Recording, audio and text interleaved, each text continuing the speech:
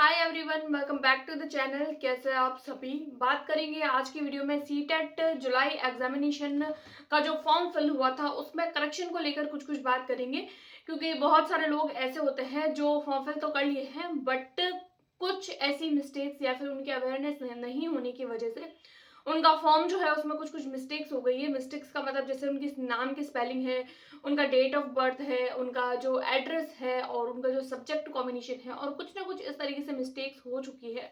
But अब वो लोग ठीक करना चाहते हैं, तो फिर बहुत सारे कमेंट्स आते हैं कि ये मिस्टेक हो गई, ये मिस्टेक हो गई। तो कौन कौन सी मिस्टेक्स को हम लोग ठीक कर सकते हैं, कैसे ठीक कर सकते हैं, और कब तक आप लोगों को चांस मिलेगा ठीक करने के लिए, और ठीक करना क्यों जरूरी है। क्योंकि कई बार ऐसा होता है कि एक माइनर से मिस्टेक होती है तो हम लोग सोचते हैं कि ठीक नहीं भी करेंगे तो चल जाएगा, बट ऐसा नहीं होता है। अगर आप लोगों की मिस्टेक हो गई है तो आप लोगों को ठीक करना जरूरी है, और क्यों ठीक करना जरूरी है उसके बारे में भी हम लोग सब इन सारी की सारी बातों के बारे में आज की वीडियो में मैं आप लोगों के साथ में डिस्कस करूंगी। उसके अलावा मैं आप लोगों को सीटेट के प्रीवियस क्वेश्चंस के लिए भी कुछ कुछ बातें करूंगी, क्योंकि ये भी मुझे कमेंट्स देखने को मिले थे कि प्रीवियस ईयर कौन सी बुक से करें, तो कौन सी बेस्ट बुक हो सकती है, तो उसके बारे में भी मैं आप लोगों के साथ में डिस्कस करूंगी। तो फिर चलिए वीडियो को स्टार्ट करते हैं। सबसे पहले तो मैं बात करूं, आप लोगों की जो एग्जाम फॉर्म फिल की डेट है वो 5 थी, यानी कि जो जा चुकी है। आई होप आप लोगों ने फॉर्म फिल कर लिया होगा।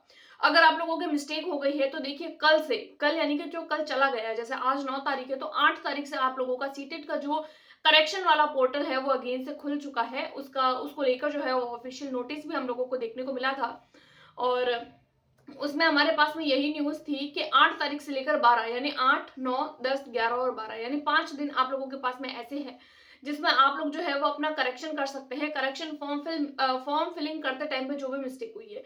करेक्शन का मतलब ये नहीं है कि आप मर्जी से कुछ भी लिख रहे हैं, कुछ भी आप लोग डाल रहे हैं नाम में, अपनी कास्ट में, या फिर आप लोगों को जो फादर नेम है, मदर नेम है, डेट ऑफ बर्थ, मर्जी से कुछ भी नहीं डालना है। आप लोगों को वही फॉर्म के अंदर फिल करना है जो आप लोगों की 10th की मार्कशीट में था। ये बात आप लोग थोड़ा ध्यान रखिए।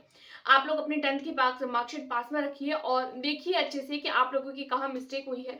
अगर छोटी सी भी मिस्टेक हो गई है, जैसे कई बार ये होता है ना, जैसे कि मेरा नाम है तो मैं मेरा नाम बताऊंगी तमन्ना, तो मेरा नाम जैसे तमन्ना है तो मैंने TAMANN लिख लिया। उसके बाद में मैंने लिखा खत्री। अब कई बार क्या होता है कि हमारे 10th की मार्कशीट में गैप होता है कि तमन्ना और खत्री, यानी कि टी से लेकर लास्ट तमन्ना के पूरे नाम में और खत्री में यानी के, इन दोनों के बीच में एक गैप होता है।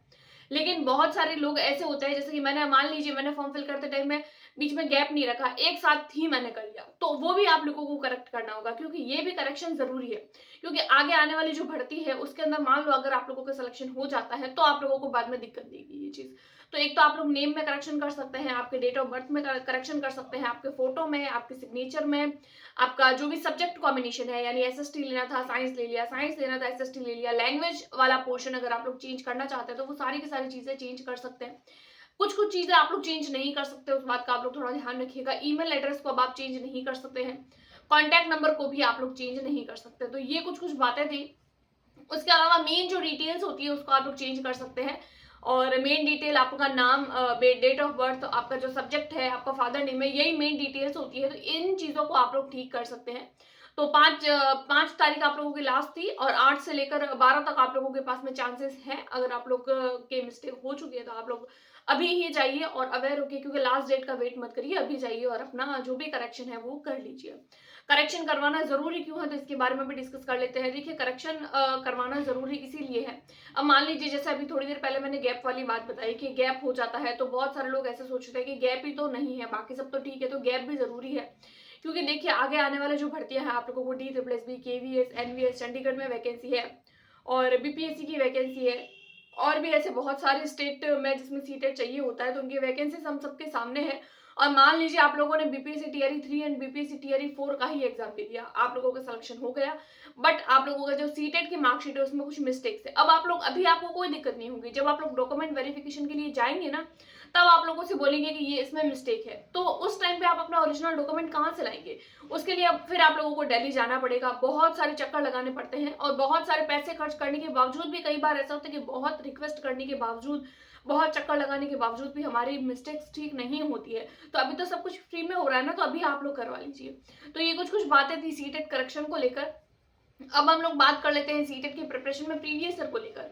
तो देखिए, सीटेट का जो एग्जाम होता है इसके अंदर कुछ कुछ बातें आप लोगों को ध्यान रखनी जरूरी होती है। जैसे कि आप लोगों को मेन बात ये ध्यान रखनी है कि आप लोगों को एक तो जो है वो कंटेंट पढ़ना है, कंटेंट के साथ-साथ में आप लोगों को प्रीवियस ईयर लगाना है, तो प्रीवियस ईयर आप लोग कहाँ से पढ़ें?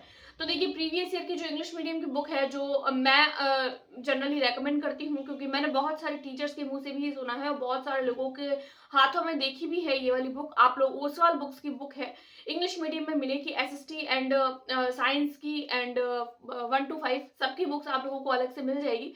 लिंक मैं आप लोगों को डिस्क्रिप्शन बॉक्स में दे दूँगी। देखिए ये जब बुक मैंने देखी थी ना, तो मैंने खुद पर्सनली एनालाइज़ किया था।